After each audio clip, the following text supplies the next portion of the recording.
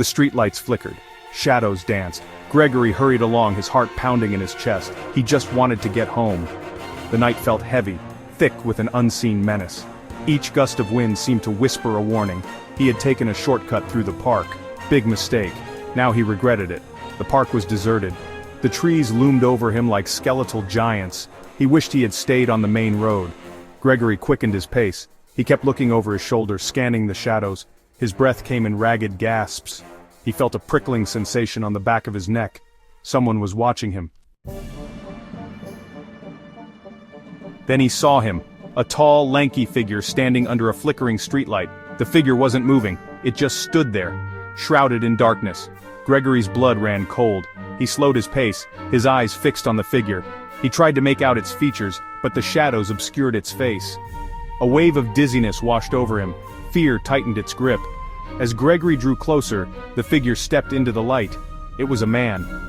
He wore a long dark coat and a wide-brimmed hat, but it was his face that chilled Gregory to the bone. The man was smiling, not a normal smile. This smile was wide, too wide. It stretched across his face like a grotesque mask. His teeth gleamed unnaturally white in the darkness. Gregory's mind raced. He didn't know what to do. He considered turning around, running back the way he came, but his legs felt like lead. He was frozen in place. The smiling man began to walk towards Gregory. He moved with an odd, jerky gait, like a marionette controlled by an unseen hand. Gregory watched in horror as the man approached, his smile never faltering. Panic surged through Gregory. He turned and ran. He ran faster than he had ever run before, but he could hear the smiling man behind him. His footsteps were slow and deliberate, like the measured beat of a drum. Gregory glanced over his shoulder. The smiling man was gaining on him. His smile was wider than ever, his eyes gleaming with an unholy light. Gregory's breath caught in his throat. He pushed himself harder, his lungs burning, his legs screaming for respite. But the smiling man kept coming.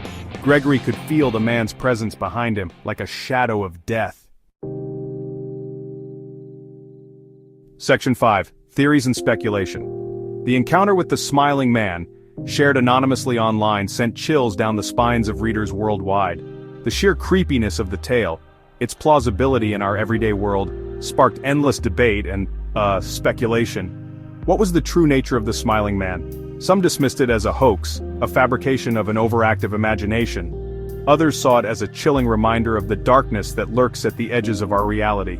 Theories abounded, ranging from the rational to the bizarre. Was the smiling man simply a mentally ill individual, his behavior a symptom of his condition? Or was there something more sinister at play, a deliberate attempt to instill fear and unease?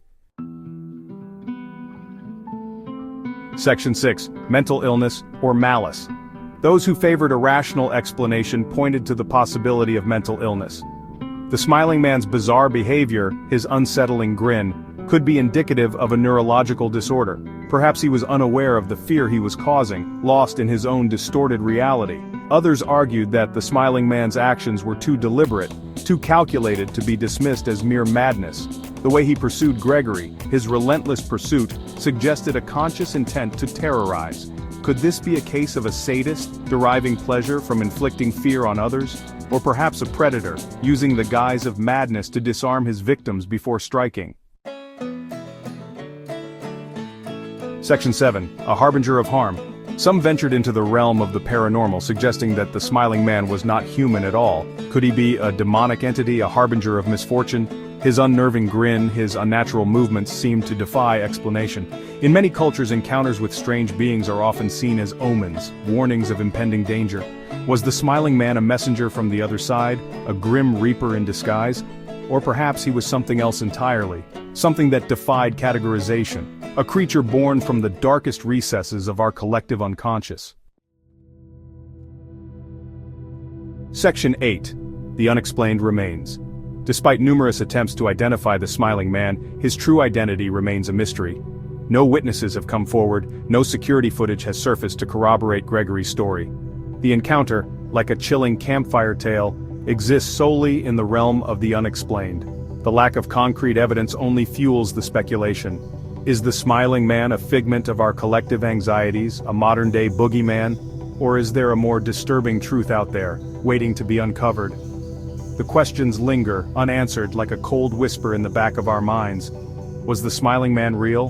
And if so, what does his existence say about the nature of our world and the shadows that lurk within it? Section 9. A chilling encounter.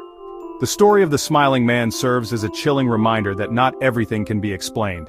It taps into our primal fears, the unease we feel when confronted with the unknown.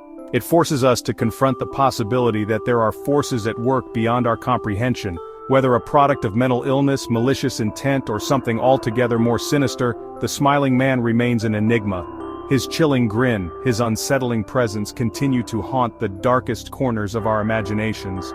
And perhaps that is the most terrifying aspect of all, the knowledge that some things are best left unexplained, lurking in the shadows, forever shrouded in mystery.